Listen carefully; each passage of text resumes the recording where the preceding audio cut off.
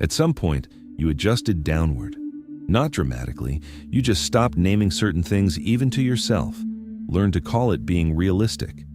The wanting got smaller, and eventually, the shrinking stopped feeling like loss. Today, that habit surfaces with a source. Chiron has been in Aries since 2018, 7 years building around one question: whether you have the right to want at all. Venus entered Aries on March 6th, moving directly toward that wound. Yesterday, Sun conjunct Saturn drew the line between what's real and what's compromise. Today, at 6:44 p.m. Eastern Time, Venus reaches exact conjunction with Chiron at 25 degrees 25 minutes Aries, the last such conjunction in Aries for approximately 43 years. What Venus-Chiron exposes today isn't pain. It's the specific moment where you decided that wanting something fully was either dangerous or pointless, not what you want, but why you stopped asking for it. The unexpected part is the precision. This doesn't feel like a general emotional opening. It feels like being shown the exact point where the adjustment started, and whether the conditions that created it still exist. In the next few minutes, you'll discover 3 things. First, what the 7-year Chiron and Aries cycle built toward, and why Venus arriving at that exact degree today closes it as an open question. Second, why the pattern of wanting less is still running in your current choices, not as history, but as an active filter shaping what you reach for right now. Third, what becomes available when the origin of that stopping point becomes visible, specifically, not generally.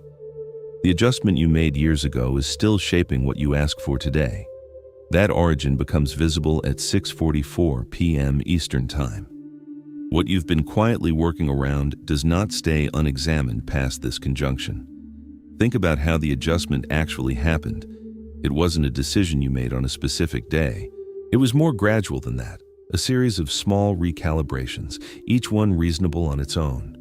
You wanted something and it didn't happen, or it happened badly, or someone made it clear that the wanting itself was the problem. So you adjusted.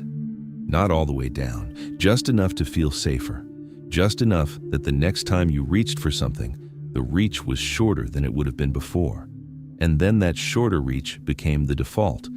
You may have told yourself it was maturity, that you'd stopped chasing things that weren't realistic, that you'd learned to be grateful for what was actually present rather than what you'd once imagined wanting. All of that might even be partially true. But underneath the reasonable explanation, something else was also happening. The filter that protected you from a specific kind of disappointment was still running, and it was running on everything, not just the situation that created it. This morning, if something felt slightly off, a low-level unease without a clear source, a thought that didn't quite finish itself, that was the first layer of this. The moon was forming a supportive angle to Venus and Chiron through the morning hours, which means the emotional current of today's conjunction was already present before it peaked. Not sharp, just there. A quiet weight that didn't announce itself as anything specific. By 6:44 p.m. Eastern Time, it will have a name. What Venus and Chiron together in this exact degree bring to the surface isn't a general wound or a vague emotional opening. It's a specific origin point, the place where the adjustment began. And to understand why today closes that as an open question rather than simply repeating the ache of it, you need to understand what 7 years of Chiron in Aries has actually been doing. Chiron entered Aries in 2018. That's not an abstract starting point. 2018 is close enough that most people can locate something from that year. A relationship that shifted, a professional moment that landed differently than expected, a decision that required more of you than you had available at the time, or less of you than you thought you were. Something that touched the question of whether who you are, as you are, is enough. That's the Aries wound in its simplest form. Not a wound about what you do or what you have, a wound about whether you yourself have weight, whether your presence, your wanting, your raw first-person existence carries its own validity without needing to earn it. Chiron doesn't create that wound. It moves through the part of the sky where it already lives, and it activates it, repeatedly, in different circumstances, through different relationships and situations, until the question either gets answered or becomes so familiar that you stop noticing it's still open. For 7 years, every time a planet moved through Aries and contacted Chiron, the same question surfaced in a new form. Some of those contacts were obvious, others were so quiet you may not have identified them as part of the same thread, but they were. One question, 7 years, many different angles of approach. The question underneath all of them: do you have the right to want, fully, without pre-editing the want to make it more acceptable or more likely to be met? Venus entered Aries on March 6th, and unlike a faster-moving planet that grazes Chiron and moves on in a day, Venus spent 3 weeks crossing Aries before reaching the exact degree where Chiron sits. 3 weeks of approach. 3 weeks of the wanting function, what Venus governs, moving closer to the wound around the right to want, not hitting it, moving toward it. Today at 6:44 p.m. Eastern Time, Venus reaches 25 degrees, 25 minutes Aries. Exact. What that means structurally, the approach ends. The distance between Venus and Chiron collapses to zero. And what's been building across 3 weeks of proximity, the gradual surfacing of the connection between desire and the wound around it, reaches its single clearest point. This is the last time Venus makes this conjunction in Aries for approximately 43 years. The reason that matters is not sentimental. It's structural. Chiron leaves Aries in June 2026. After that, Chiron moves into Taurus, and the wound it carries changes subject entirely. The specific question, do I have the right to want at all, moves out of the foreground, not permanently, but for long enough that whatever remains unresolved today travels forward as unfinished business into a cycle that won't be asking this particular question anymore. Today is the last direct contact between the planet that activates desire and the wound around the right to desire, in the sign that holds the most fundamental version of that wound. That's why the conjunction today doesn't feel like a repetition of every other time this territory was touched over the past 7 years. It feels like a closing inquiry, a final pass. The question it asks isn't new. You've heard versions of it before, in 2019, in 2021, in moments that briefly surfaced this exact same doubt before you found a way to set it back down. What's different today is that there's no next pass to defer the answer to.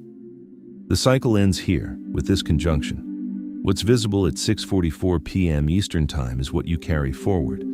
But the precision of what becomes visible, the specific mechanism that's been running, not the general wound, is what makes this conjunction different from every previous contact with this same territory. The common red on Venus conjunct Chiron is that it hurts. That old relationship wounds resurface, that something tender gets activated, that you spend the day managing feelings you thought were behind you.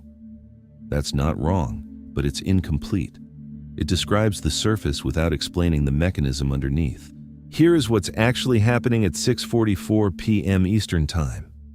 Venus governs desire, not just romantic desire, but the entire function of wanting. What you reach for, what you allow yourself to need, what you're willing to ask for out loud versus what you keep internal, because asking felt too exposed. When Venus is active, the wanting function is active. It comes forward. It makes itself known. Chiron at the same degree governs the specific wound that formed around that function. Not a wound about what happened when you wanted something, a wound about the act of wanting itself. The moment you learned that wanting fully was either dangerous or pointless. That moment lives at a specific address inside you. It formed at a specific time, in a specific relationship or situation, under specific conditions. You may know exactly what it was, or you may only know it by the shape of what came after. The shortened reach, the pre-edited request, the habit of naming what you want only after you've already adjusted it downward to something more achievable. When Venus and Chiron occupy the exact same degree at the same moment, these two things stop running in sequence. Normally, desire activates first, and then, a moment later, the wound around it filters what comes out. That gap is where the editing happens. You feel the full want for approximately 1 second, and then the filter runs. and what you actually express or act on is the adjusted version, so fast you barely notice the original. At exact conjunction, the gap closes.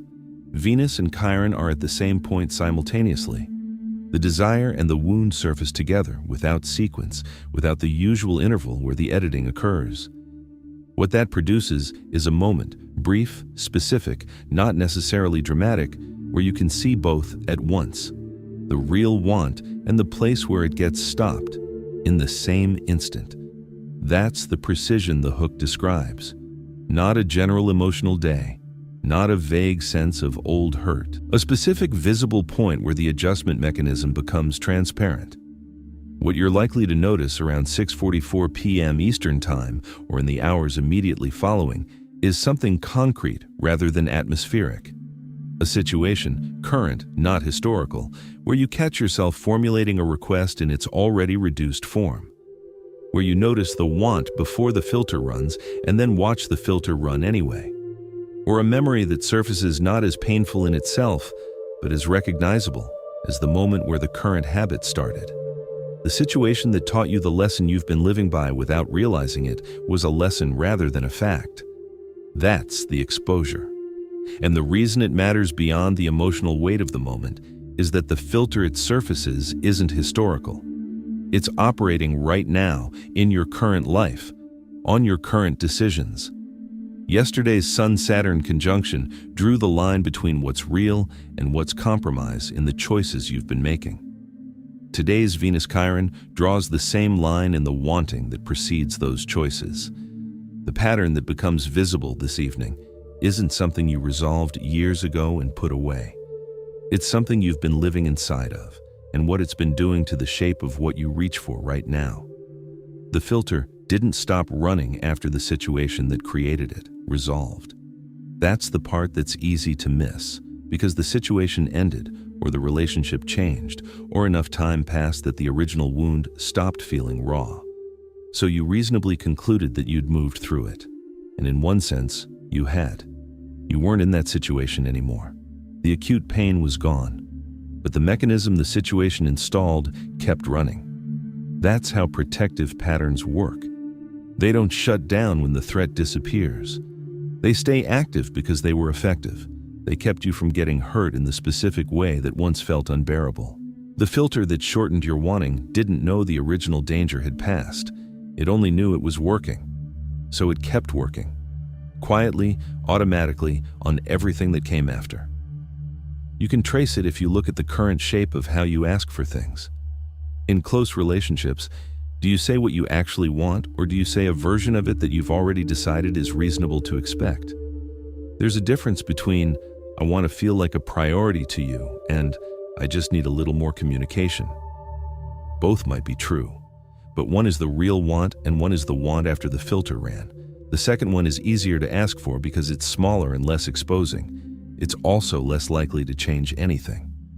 At work, do you name what you're actually aiming for, or do you aim at the thing one level below it, the thing you'd be satisfied with if the real thing doesn't happen? The filter often looks like strategy here, like you're being smart about not overreaching. But there's a specific feeling that comes with it, a slight flatness in the pursuit, a going through the motions quality that isn't strategy. It's the muted energy of wanting something you've already decided you probably won't get. With yourself, do you let yourself know what you want before you've already decided whether it's possible? Or does the edit happen so early that you rarely encounter your own unfiltered wanting at all? The filter is fast. That's what makes it hard to see in real time. By the time a want becomes conscious, it's often already been through the adjustment. The original signal, the full, unedited version of what you actually need or desire, barely surfaces before the protective mechanism has already shaped it into something more manageable. What today's conjunction does is slow that sequence down enough to see it, not permanently, not for the rest of the day, but at the specific moment when Venus and Chiron are at the same point and the gap between desire and wound closes, the sequence becomes visible in a way it normally isn't. You catch it happening. You see the original want and the filter in the same instant before the edit completes. That moment isn't comfortable. Seeing the gap between what you actually want and what you've been allowing yourself to want is its own kind of exposure. But it's information. Specific, actionable, current information, not about something that happened years ago, but about how you're operating right now, today, and the relationships and situations that are actually present in your life. And it arrives the day after Sun Saturn drew the line between real and compromise in your decisions. 2 consecutive days, working on 2 different layers of the same thing. First, the choices you've been making, then the wanting that shapes those choices before they're even made. What becomes available after 6:44 p.m. Eastern Time tonight isn't a new way of wanting. It's something more precise than that, and more immediately useful. What becomes available is a distinction you haven't had clean access to before. Not the wound on one side and the desire on the other. Those have both been present for years. What becomes available is the ability to see them as 2 separate things in the same moment. To hold the real want and the filtered want side by side as distinct objects, rather than experiencing only the filtered version because the original moved too fast to catch. That distinction changes the nature of one specific question. Before tonight, the question, "What do I want?" arrived already downstream of the filter. You'd ask it and get back an answer that was already adjusted, already shaped by the assumption that the full version wasn't realistic, or safe, or worth the exposure of asking for directly. The answer felt like the answer. It didn't feel like a reduced version of something larger, because the reduction happened before you were conscious of it. After 6:44 p.m. Eastern Time, you have a reference point. You've seen the mechanism, which means the next time you ask, "What do I want?" you can ask a prior question first. Is this what I want, or is this what I want after the filter ran? That's not a small shift. It doesn't resolve the wound. It doesn't automatically change how you behave in the situations where the filter has been most active. But it changes the quality of the information you have access to when you're making choices, specifically the choices about what to reach for, what to ask for, what to allow yourself to need from the people and situations closest to you. The hook is precise about this. A pattern you can see operates differently than one you can't, not because seeing it dissolves it, because when the filter runs and you can see it running, you have a choice the invisible version didn't give you. You can let it run.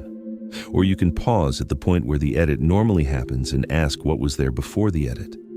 That's the available thing. Not a new identity or a transformation of the wound. A visible seam where previously there was only seamless reduction. What happens to that visibility in the 47 hours between tonight and Saturday matters. Saturn sextile Pluto reaches exact contact on Saturday at 5:40 p.m. Eastern Time, the only exact pass of this transit in 2026. Saturn is in Aries, still close to yesterday's Cazimi degree, carrying the structural definition the conjunction produced. Pluto is in Aquarius, operating on the long timescale of systemic change. When those 2 planets form a sextile, an active cooperative angle, what Saturn defined and what became visible through Venus Chiron doesn't remain only in the territory of feeling and recognition. It moves towards structural ground. What the transit resolves on Saturday isn't emotional. The end point of this sequence isn't a feeling of having healed something. It's the shift of what became visible today, the origin of the filter, the gap between real want and adjusted want, into a category that Pluto can work with. Pluto works with what's been named. It can't transform what remains invisible. Once something is named, once the mechanism is seen clearly enough to be described, Pluto takes it into the longer process of structural change. Saturday doesn't complete that process. The closing of a 7-year cycle doesn't produce its full result in one weekend. But it does take what was still suspended, still cycling as an open question rather than a resolved one, and gives it irreversible ground. After Saturday, the question of whether you have the right to want isn't open in the same way it was for the 7 years prior. It moves from circling to structural. What that means concretely, in the window between right now and 5:40 p.m. Eastern Time on Saturday, is something specific enough to hold on to. 3 things to hold between tonight and Saturday. Not actions, orientations. The difference matters, because this window isn't asking for effort, it's asking for attention. The first, after 6:44 p.m. Eastern Time tonight, find one current situation where the filter is active, not from the past, current, a relationship, a work situation, something in your immediate life where you've been asking for less than you actually want, or not asking at all. You don't need to do anything with it tonight. You don't need to have a conversation or make a decision. Just name it to yourself, specifically. Here, in this situation, I want more than I've been allowing myself to say. That naming is not a small thing. The filter runs on anonymity. The moment you attach it to a concrete present tense situation, it loses the seamlessness that made it invisible. One situation, named. That's enough for tonight. The second, between now and Saturday when the filter runs, notice it running. It will run. Seeing the mechanism once doesn't switch it off. You'll catch yourself pre-editing a request, pulling back from a full expression of what you need, reaching for the adjusted version before the original even fully forms. When that happens, don't try to override it in the moment. Just register it. There it is. The filter. Running again. That registration, quiet, without judgment, without requiring yourself to act differently right then, is what builds the reference point. Each time you see it, the seam gets more visible. The gap between real want and adjusted want becomes easier to locate in real time. You're not trying to stop the pattern between now and Saturday. You're building the ability to see it clearly enough that Pluto has something concrete to work with. The third, don't force a conclusion before Saturday arrives. There's a pull, after a conjunction like today's, to resolve what it opened, to have the conversation, make the declaration, close the loop immediately. That impulse is understandable. Something moved. It wants to complete. But Saturn sextile Pluto on Saturday at 5:40 p.m. Eastern Time is where the structural ground for this becomes real. Not tonight, not Friday. What needs to happen between now and then is not action. It's the continued visibility of what the conjunction surfaced. Let it stay visible. Let it remain as a named thing rather than rushing it back into the background where it's been operating silently. On Monday, Venus moves into Taurus. That's the boundary of this cycle, the point where Aries closes and the next phase begins. You don't cross that boundary with the same question that's been circling since 2018. Not because the wound is gone, because the question of whether you have the right to want it, that specific 7-year Aries-shaped version of the question, has a different status after this week than it had before it. You enter what comes next carrying a seen thing, a filter with a face, a want you can now locate before it's been edited. That's a different starting position than the one you had this morning. Venus Chiron landed. The 7-year cycle that kept circling the question of whether wanting is safe, it completed. Where the adjustment came from is no longer hidden the way it was this morning. What remains is the adjustment itself. Seeing its origin doesn't dissolve it automatically, but a pattern you can see operates differently than one you can't. In 2 days, Saturn sextile Pluto makes exact contact at 5 degrees 9 minutes Aries. What got named today, the stopping point, the original protection, the moment the shrinking began, moves toward a structural answer, not emotional, structural. What you saw today is part of what that transit resolves. Subscribe and stay close. Saturday is already in motion.